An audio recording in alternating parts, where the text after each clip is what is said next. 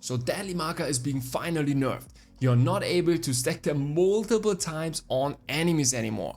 So you don't have unlimited cooldown reduction and crit against bosses anymore. So the question is now, what does it mean for dungeons and especially for the upcoming dimensional trials on Thursday? And additionally, is your class benefiting from this change, or maybe is it completely trash now? This is what this video is about. I will tell you a little bit what my first thoughts on this change are and why this is so impactful. Okay, so one of the biggest advantages of stacking a lot of deadly markers was of course that you absolutely have no cooldowns on your abilities.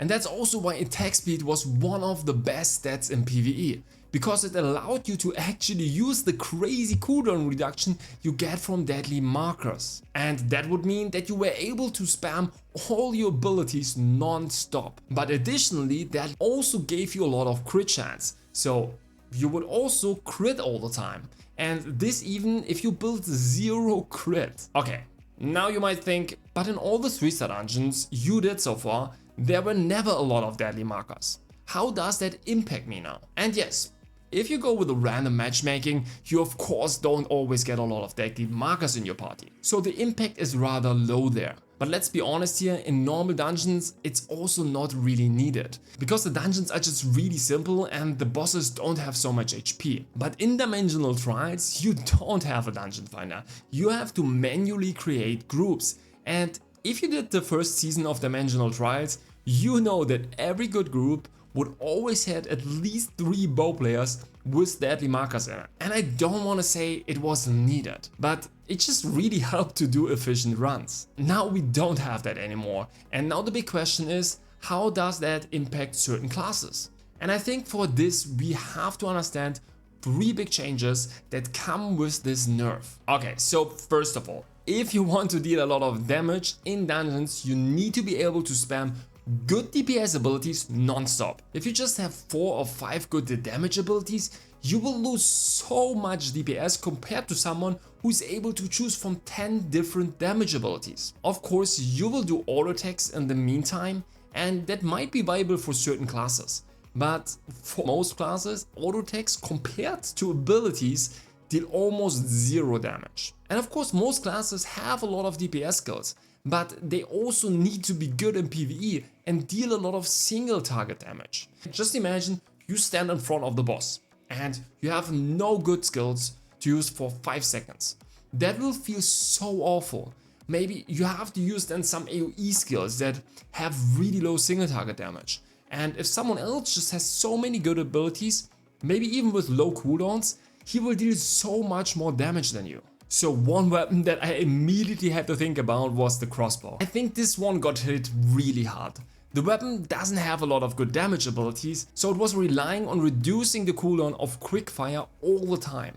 And I'm not saying that this weapon is dead now, but I think it's for sure a heavy nerf to this weapon. But on the other side, for example, the Gladiator, so the Greatsword Spear combo, got a huge buff. It just has so many good damage abilities and will have way lower downtimes than other classes. Okay, so this is one of the new criteria for good DPS in PvE. A lot of good damage abilities that in the best case don't have long cooldowns. The second change the nerf will bring is targeted to a lot of players who benefited from self buffs. Because due to deadly markers you were able to have 100% uptime on pretty much every buff in the game. So for example, the Invocator that I'm currently playing is crazy good right now in PvE. But this is really just because of his self buffs. He has buffs that buff his cooldown speed, his base damage and his skill damage boost. And now after the nerf I will have super long downtimes on 2 of those skills. And there are a ton of classes that actually utilize the 100% uptime of their buffs through deadly marker. And this will just heavily nerf all those classes. And again, classes that are not relying on those self buffs will heavily be buffed. Okay, now let's come to the last major change. And that's that all the classes will need to build more crit now. Because right now deadly markers gives a ton of crit chance against bosses. You have multiple deadly markers on a boss, so you get million of crit chance. But also additionally, players right now would also always heavily invest into dexterity, just because a dexterity also gives attack speed, which is right now really valuable. So it was always super easy to get a lot of crit.